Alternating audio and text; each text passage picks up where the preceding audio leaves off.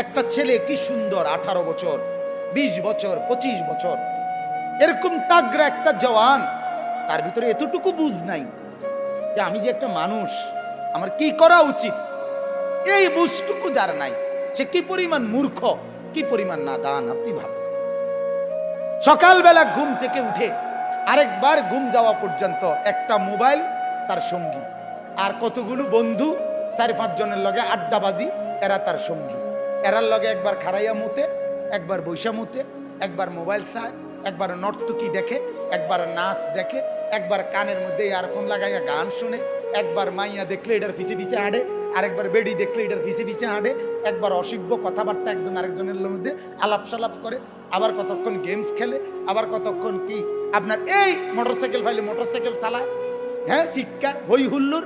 আপনি বলেন এটা কি কোনো জীবন? বেটা তুই বল, বেটা বাপ তুমি বলো না, তোমার বিবেক তোমাকে কি বলে? এটা কি একটা মানুষের জীবন হইতে পারে? বিনোদন বুঝি মানুষের 24 ঘন্টার, মানুষের জীবনের 24 ঘন্টা বুঝি ফুর্তিতে কাটে, হ্যাঁ, বিনোদন বুঝি একটা মানুষের সারাক্ষণের কাম। তুমি যে মোবাইলের মধ্যে উলঙ্গ ছবি দেখতেছ, নাচ দেখতেছ, হিন্দি সিনেমার নর্তকীরে দেখতেছ, কিতা দেখো? এটা তো প্লাস্টিকে না, কথা বলেন না কেন? তা তুমি কিতা উপভোগ করলা? তুমি কিছুই তো মূলত উপভোগ করলা না। যে মায়ের পিছনে তুমি প্রেম করো, আরে কি উপভোগ করলা তুমি? হুদা পয়সা না খরচ যার তোমার, তোমার কতগুলো টাকা ছাড়া আর কি যাইতে আছে? তোমার শরীরের যৌবনটা নষ্ট হওয়া ছাড়া আর কি হচ্ছে লাভ? আপনি বলেন। কিন্তু কে বুঝাবে? বেকুবের বুদ্ধি কম থাকে। আমি সবসময় বলি, জালেমের বুদ্ধি কম থাকে, নাফরমানের বুদ্ধি কম থাকে। কথা মনে রাখবেন, এটা পাপীর কি থাকে? বুদ্ধি। পাপীর বুদ্ধি কম। আপনি যদি বলেন কই কাফের বেঈমানরা কত যন্ত্রপাতি বানাচ্ছে, হ্যাঁ, তাদের বুদ্ধি কম না? এগুলো কোনো বুদ্ধির কিছু না।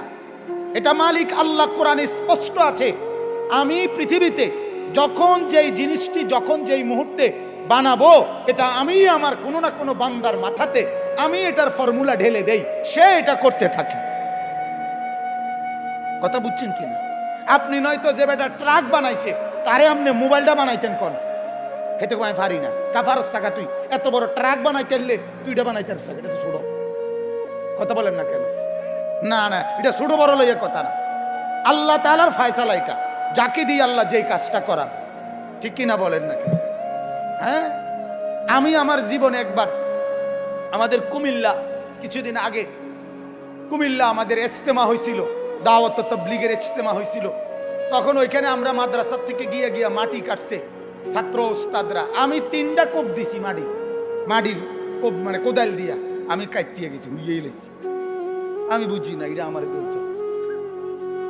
কথা বুঝছেন কিনা? অথচ আরেক লোক দিনের পর দিন কি সুন্দরে 2 কোপে 3 কোপে এত বড় চাকা কি সুন্দর উঠায় ফেলে, ঠিক কিনা বলেন না কেন?